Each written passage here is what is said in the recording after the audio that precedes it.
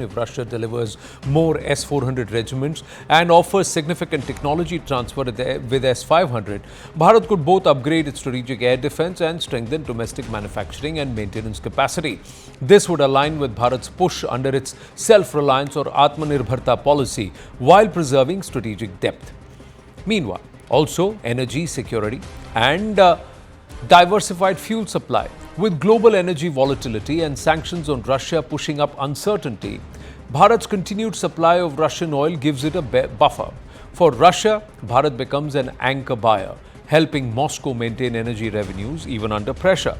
Economic and trade expansion beyond oil. Both sides have signaled interest in a broader trade deal exporting Indian pharmaceuticals, processed foods, marine goods, consumer products, and if successful, this diversification could narrow Bharat's trade deficit with Russia and generate more balanced trade flows. Financial and payment cooperation. Given the difficulties imposed by Western sanctions and pressures on global banking, establishing a stable rupee-ruble settlement mechanism could allow both trade and investments to flow with lesser exposure to Western financial systems. The civil, nuclear and energy collaboration.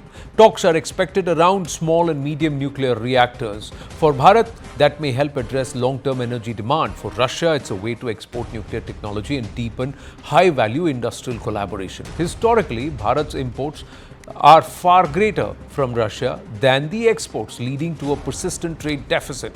Moreover, rupee funds accumulate in special accounts because Russia may not be able to spend them freely in Western-dominated systems, which burdens Bharat's financial institutions.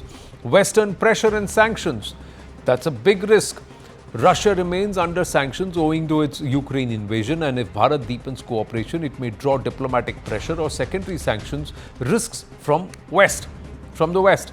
Now, Russia's simultaneously strong relations with other global powers, now especially China, they introduce a strategic complication. Bharat may find aligning fully with Russia difficult if Russia's priorities diverge, for example, in Central Asia or in defense cooperation.